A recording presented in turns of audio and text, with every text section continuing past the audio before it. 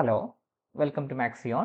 Statistical assistant 2025 ഇന്ന് നടന്നിട്ടുള്ള എക്സാമിൻ്റെ മാത്തമാറ്റിക്സ് പാർട്ടിലുള്ള സൊല്യൂഷനാണ് നമ്മൾ ഈ ഒരു പാർട്ട് വീഡിയോയിൽ ഡിസ്കസ് ചെയ്യാനായിട്ട് പോകുന്നത്.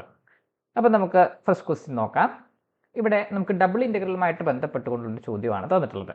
The value of integral 0 to 1 0 to x square e raised to y/x dy dx ആണ് നമുക്ക് കണ്ടുപിടിക്കേണ്ടത്. അപ്പോൾ ഇവിടെ നമ്മൾ അപ്ലൈ ചെയ്യേണ്ടത് എന്താണ്? നമുക്ക് ജനറലൈസ്ഡ് കോഷീസ് ഇൻ്റഗ്രൽ ഫോർമുലയാണ് നമുക്ക് അപ്ലൈ ചെയ്യേണ്ടത്. അതായത് കോഷീസ് ഇൻ്റഗ്രൽ ഫോർമുല പ്രകാരം നമുക്ക് എന്ത് പറയാം?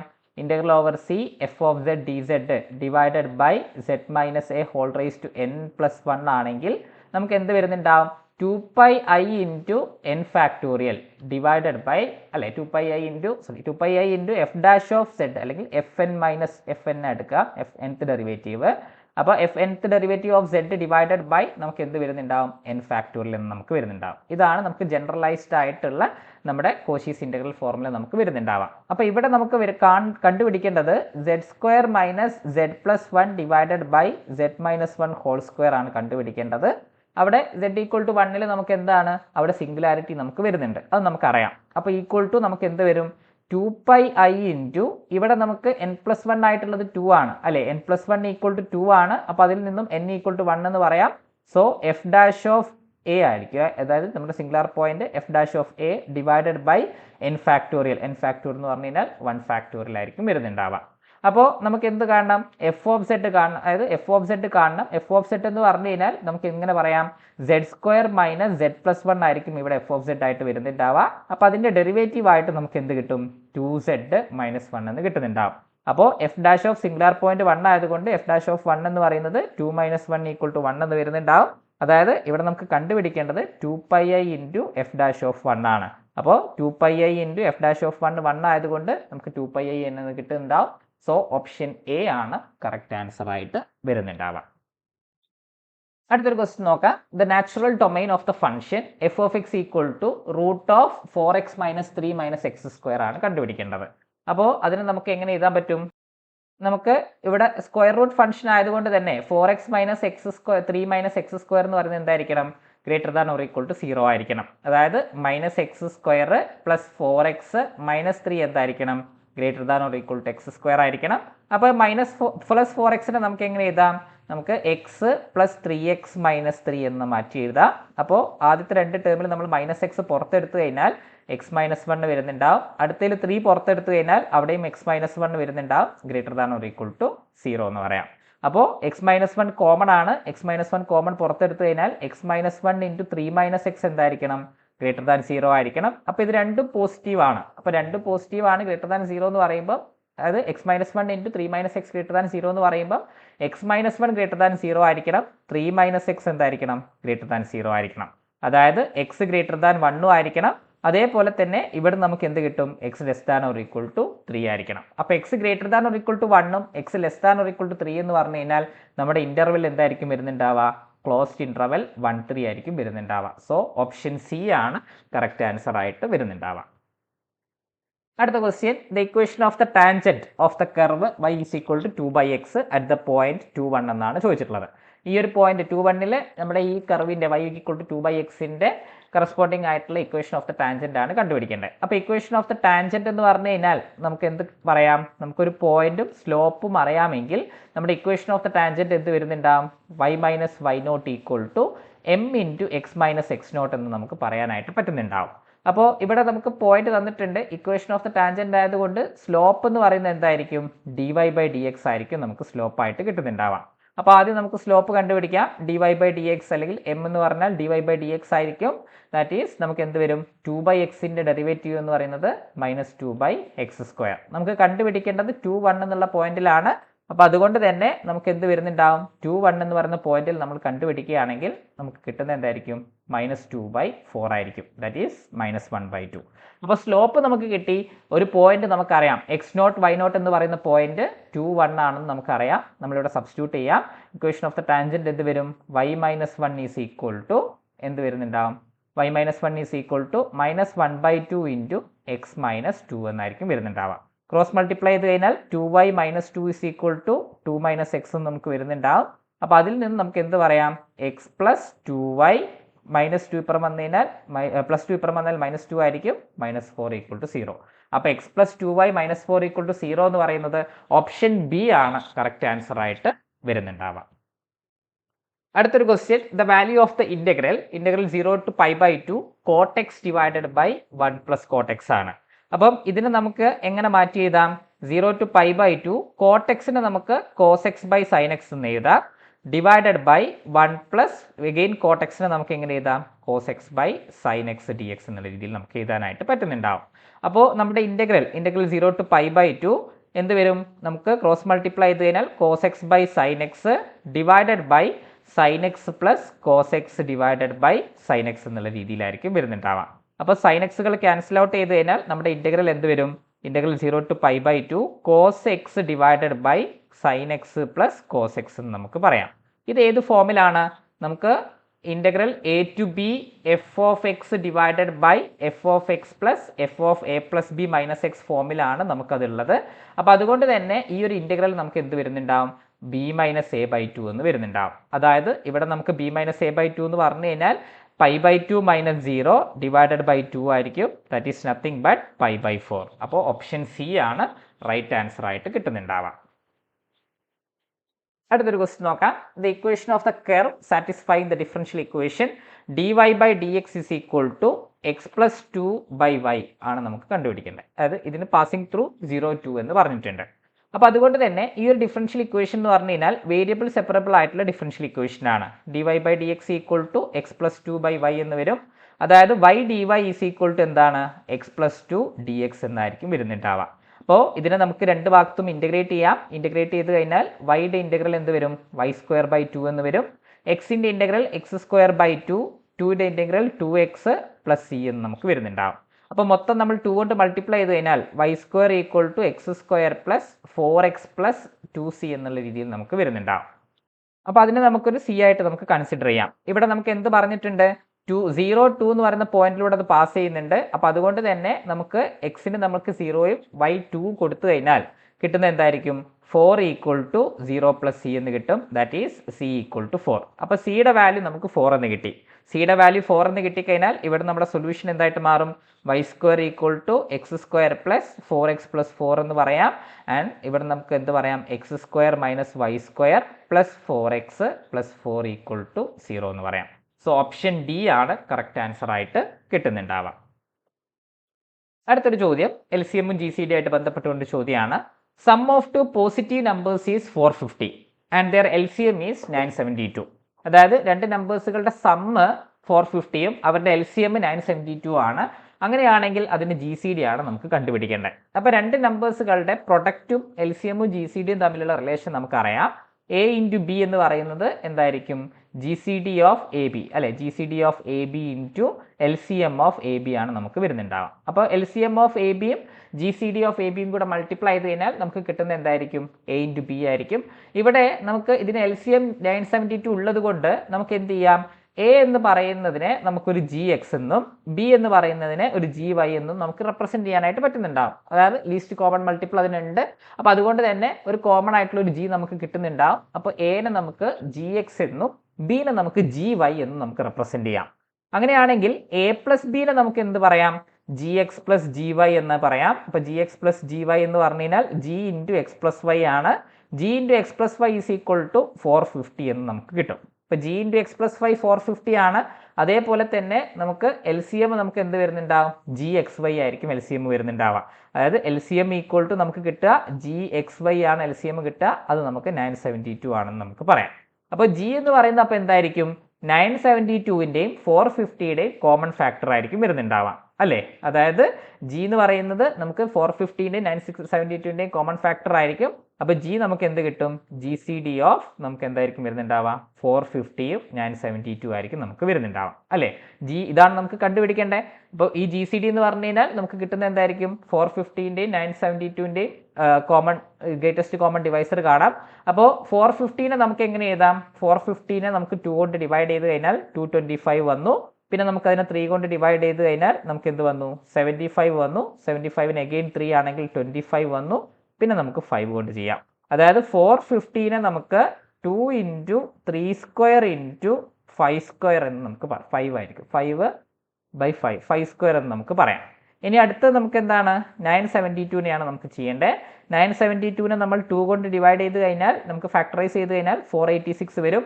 എഗെയിൻ 2 കൊണ്ട് ഡിവൈഡ് ചെയ്ത് കഴിഞ്ഞാൽ നമുക്ക് 243 വരും. ഈ 243 എന്ന് പറഞ്ഞാൽ എന്താണ് 3/5 ആണ് അല്ലേ. അപ്പോൾ ഇവിടെ നമുക്ക് 972നെ നമുക്ക് എങ്ങനെ എഴുതാൻ പറ്റും? 972നെ നമുക്ക് 2 സ്ക്വയർ ഇൻറ്റു 3/5 എന്ന് നമുക്ക് എഴുതാം. അപ്പം ഇതിൽ കോമൺ ആയിട്ട് വരുന്ന എന്തൊക്കെയാണ്? 2 × 3 സ്ക്വയർ ആണ് നമുക്ക് ഇതിൽ കോമൺ ആയിട്ട് വരുന്നത്. അപ്പോൾ GCD എന്ന് പറയുന്നത് 2 × 3 സ്ക്വയർ ആയിരിക്കും. 2 × 3 സ്ക്വയർ എന്ന് പറഞ്ഞു കഴിഞ്ഞാൽ 2 × 9 ദാറ്റ് ഈസ് ഈക്വൽ ടു 18 എന്ന് കിട്ടും. സോ ഓപ്ഷൻ ബി ആണ് കറക്റ്റ് ആൻസർ ആയിട്ട് കിട്ടുന്നുണ്ടാവുക. അടുത്തൊരു ക്വസ്റ്റ്യൻ നോക്കാം.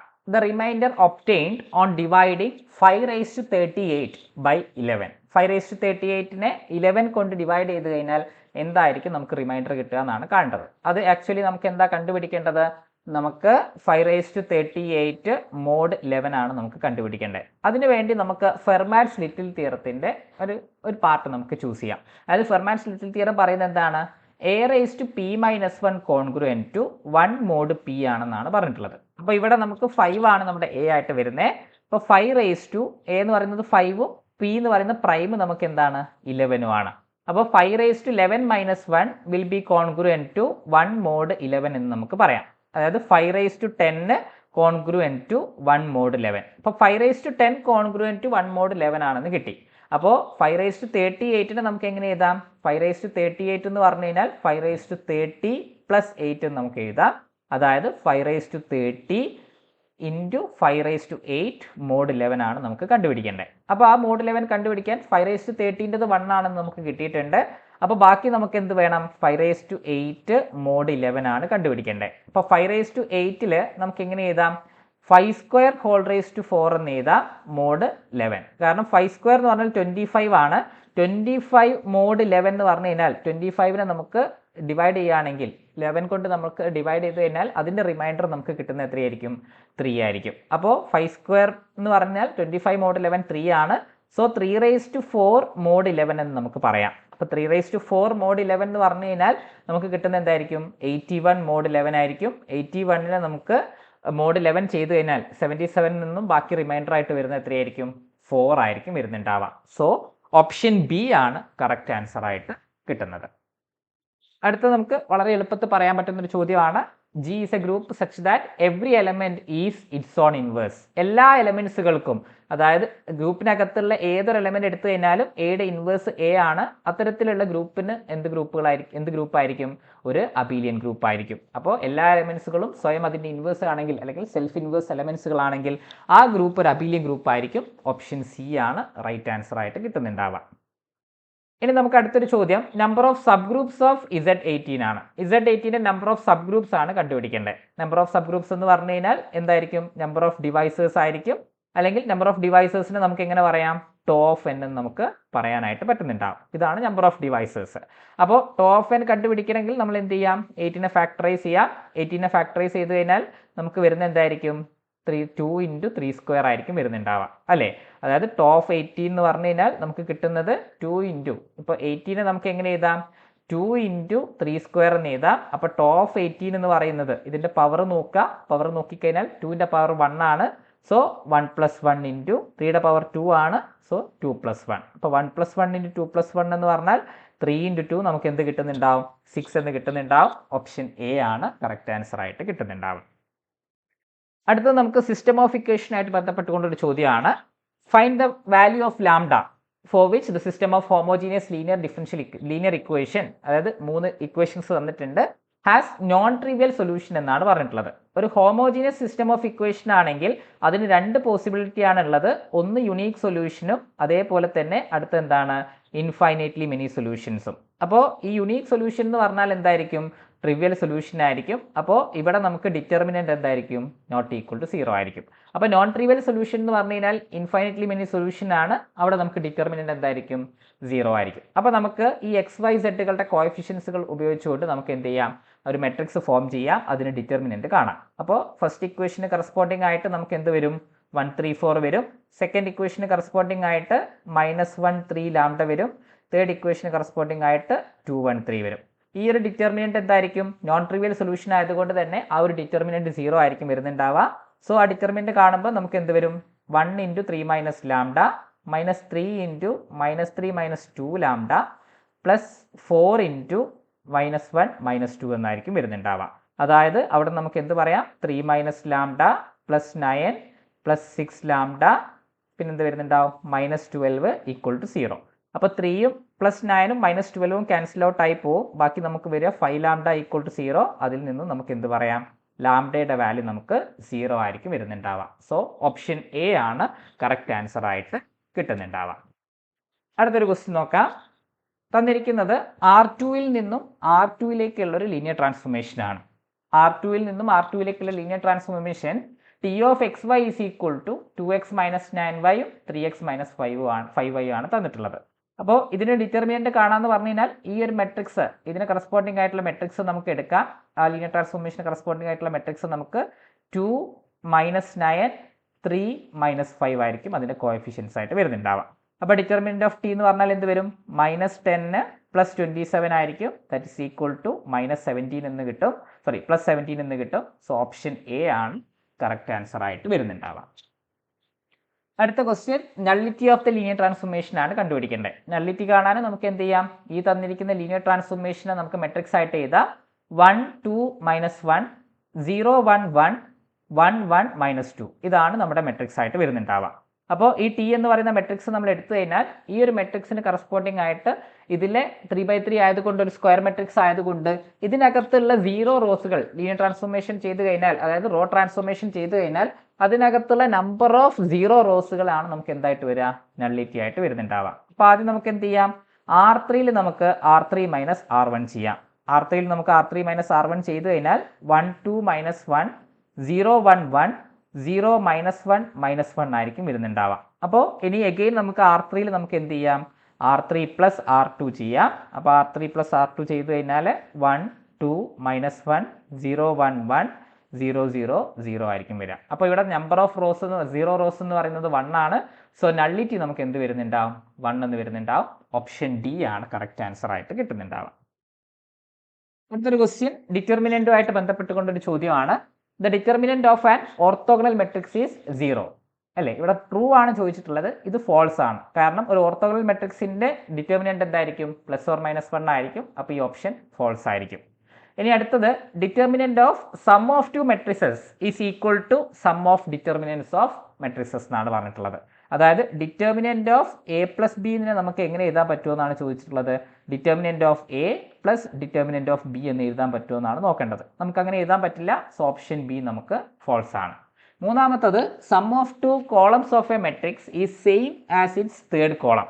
അതിനർത്ഥം എന്താണ്? ഈ കോളംസുകൾ ലീനിയർലി ഡിപ്പെൻഡന്റ് ആണ്. അപ്പോൾ ലീനിയർലി ഡിപ്പെൻഡന്റ് ആയതുകൊണ്ട് തന്നെ അതിന്റെ ഡിറ്റർമിനന്റ് എന്തായിരിക്കും? 0 ആയിരിക്കും. സോ ഓപ്ഷൻ സി ഒരു ട്രൂ സ്റ്റേറ്റ്മെന്റ് ആണ്. ഇനി A matrix is diagonalisable if it's determinant is 0. അതായത് ഡിറ്റർമിനന്റ് 0 ആണെങ്കിൽ മെട്രിക്സ് ഡയഗണലൈസബിൾ ആണോ എന്നാണ് ചോദ്യം. അങ്ങനെയല്ല, മെട്രിക്സിന്റെ ഡിറ്റർമിനന്റ് 0 ആയാലും അല്ലെങ്കിൽ ഒന്നും നമുക്ക് അതിന്റെ ഡയഗണലൈസബിളെ കുറിച്ച് നമുക്ക് പറയാൻ പറ്റില്ല. സോ ഓപ്ഷൻ ഡി എന്താണ്? ഫോൾസ് ആണെന്ന് നമുക്ക് പറയാൻ പറ്റും. സോ ഓപ്ഷൻ സി ആണ് കറക്റ്റ് ആൻസർ ആയിട്ട് കിട്ടുന്നുണ്ടാവുക. അടുത്തൊരു സിമ്പിൾ ക്വസ്റ്റ്യൻ ആണ്. Limit of the sequence. തന്നിരിക്കുന്ന സീക്വൻസിന്റെ ലിമിറ്റ് ആണ് കണ്ടുപിടിക്കേണ്ടത്. So limit n tends to infinity 3 + 2√n / √n ആണ് നമുക്ക് കണ്ടുപിടിക്കേണ്ടത്. അതായത് limit n tends to infinity നമുക്ക് √n നമ്മൾ പുറത്തെടുത്തു കഴിഞ്ഞാൽ 3/√n + 2 / √n നമുക്ക് വരും. അപ്പോൾ √nകൾ ക്യാൻസൽ ചെയ്ത് കഴിഞ്ഞാൽ as n tends to infinity 3/√n എങ്ങോട്ട് പോകുന്നുണ്ടാവും? 0 പോകുന്നുണ്ടാവും. അപ്പോൾ ഈ ലിമിറ്റ് എങ്ങോട്ടായിരിക്കും എത്തുക? 2 പോകുന്നുണ്ടാവുക. സോ ഓപ്ഷൻ ബി ആണ് കറക്റ്റ് ആൻസർ ആയിട്ട് കിട്ടുന്നുണ്ടാവുക. അടുത്ത question which of the following need not be true എന്നാണ് ചോദിച്ചത്. അപ്പോൾ നീഡ് നോട്ട് ബി ട്രൂ ആയതുകൊണ്ട് എ ഒരു പോസിറ്റീവ് റിയൽ നമ്പർ ആണ്, ബി എന്ന് പറയുന്നത് ഒരു റിയൽ നമ്പർ ആണ്. അതേപോലെ തന്നെ നമുക്ക് എന്താ പറഞ്ഞിട്ടുള്ളത്? Then there exist A positive integer such that n > b. നമുക്ക് നിർബന്ധമല്ല, ഉണ്ടാവാം ഉണ്ടാവാതിരിക്കാം. അപ്പോൾ അതുകൊണ്ട് നമുക്ക് പറയാൻ പറ്റില്ല. ഓപ്ഷൻ എ ഫോൾസ് ആണ്. നീഡ് നോട്ട് ബി ട്രൂ എന്നാണ് ചോദിച്ചത്. സോറി, അപ്പോൾ ഈ സ്റ്റേറ്റ്മെന്റ് ഫോൾസ് ആയിരിക്കും. നീഡ് നോട്ട് ബി ട്രൂ ആയതുകൊണ്ട് സ്റ്റേറ്റ്മെന്റ് ഫോൾസ് ആയിരിക്കും. അതായത് നമുക്ക് ഓപ്ഷൻ ഫോൾസ് ആയിരിക്കും, സ്റ്റേറ്റ്മെന്റ് എന്താണ്? ട്രൂ ആണ്. അവിടെ എന്തായാലും ഒരു പോസിറ്റീവ് ഇൻറ്റിജർ നമുക്ക് എക്സിസ്റ്റ് ചെയ്യുന്നുണ്ടാവും അല്ലേ? അതായത് എ ഒരു പോസിറ്റീവ് ആണ്, ബി ഒരു നെഗറ്റീവ് റിയൽ നമ്പർ ആണ്. ഉറപ്പായിട്ടും നമുക്ക് എന്തുണ്ടാവും? ഇപ്പോൾ എ എന്ന് പറയുന്നത് പോസിറ്റീവ് ആണ്, ബി എന്ന് പറയുന്ന റിയൽ നമ്പർ എടുത്തു കഴിഞ്ഞാൽ നമുക്ക് ഉറപ്പായിട്ട് എന്ത് കിട്ടും? ഒരു നാച്ചുറൽ നമ്പർ അവിടെ കിട്ടും, NA>B എന്നുള്ള രീതിയിൽ പോസിറ്റീവ് ഇൻറ്റിജർ നമുക്ക് അവിടെ കിട്ടുന്നുണ്ടാവും. ഇനി അടുത്തത് every convergent sequence is bounded ആണ്. എല്ലാ കൺവേർജൻ സീക്വൻസുകളും ബൗണ്ടഡ് ആണ്, ട്രൂ സ്റ്റേറ്റ്മെന്റ് ആണ്. സോ ഓപ്ഷൻ ബി നമുക്ക് ഫോൾസ് ആയിരിക്കും. പിന്നെ convergent sequence has a unique limit, അതും ട്രൂ ആണ്, യുണീക്ക് ലിമിറ്റ് ആയിരിക്കും ഉണ്ടാവുക. സോ ഓപ്ഷൻ സി നമുക്ക് ഫോൾസ് ആണ്. ഇനി അടുത്തെന്താ പറഞ്ഞേ? Limit n tends to infinity UN 0 ആണെങ്കിൽ, അതായത് ഒരു സീക്വൻസിന്റെ ഒരു സീരീസിന്റെ അല്ലെങ്കിൽ ഒരു സീക്വൻസ് ലിമിറ്റ് 0-ലാണെങ്കിൽ അതിന് കറസ്പോണ്ടിങ് ആയിട്ടുള്ള സീരീസ് കൺവേർജന്റ് ആവുമോ എന്നാണ് ചോദിച്ചിട്ടുള്ളത്. ഇതൊരു ഫോൾസ് സ്റ്റേറ്റ്മെന്റ് ആണ്. നമുക്കറിയാം an എന്തെടുത്താൽ മതി? 1/n എടുത്താൽ മതി. Limit n tends to infinity an എന്ന് പറയുന്നത് എന്താണ്? 0 ആണ്. പക്ഷേ സീരീസ് 1/n എന്താണ്? ഒരു ഡൈവേർജസ് ആയിട്ടുള്ള സീരീസ് ആണ്. സോ ഓപ്ഷൻ ഡി ട്രൂ ആയിട്ട് വരുന്നുണ്ടാവും. അടുത്ത ക്വസ്റ്റ്യൻ മാത്സിലെ അവസാനത്തെ ചോദ്യമാണ്, പവർ സീരീസുമായിട്ട് ബന്ധപ്പെട്ടുകൊണ്ടുള്ള ചോദ്യമാണ്. അപ്പോൾ ഈ ഒരു സീരീസ് നമ്മൾ നോക്കിക്കഴിഞ്ഞാൽ n² - 1/n² + 1 x⁻n ആണ് നമ്മുടെ സീരീസ്. ഈ ഒരു സീരീസ് കൺവേർജന്റ് ആണോ ഡൈവേർജന്റ് ആണോ എന്നാണ് ചെക്ക് ചെയ്യേണ്ടത്. അതായത് പവർ സീരീസ് നമ്മൾ എടുത്തു കഴിഞ്ഞാൽ n² - 1 divided by n² + 1 x⁻n ആണ് ഇവിടെ തന്നിട്ടുള്ളത്. അപ്പോൾ ഇത് കൺവേർജന്റ് ആണോ അല്ലയോ എന്ന് ചെക്ക് ചെയ്യാനായിട്ട് നമുക്ക് എന്ത് ചെയ്യാം? ഒന്നെങ്കിൽ nth റൂട്ട് ടെസ്റ്റ് എടുക്കാം, അല്ലെങ്കിൽ നമുക്ക് എന്തെടുക്കാം? നമുക്ക് ഇത് റേഷ്യോ ടെസ്റ്റ് നമുക്ക് ചൂസ് ചെയ്യാം. അപ്പോൾ സുപ്രീമം ഓഫ് an⁴1/n എന്ന് പറയുന്നത് <1 ആണെങ്കിൽ നമുക്ക് എന്ത് പറയാം?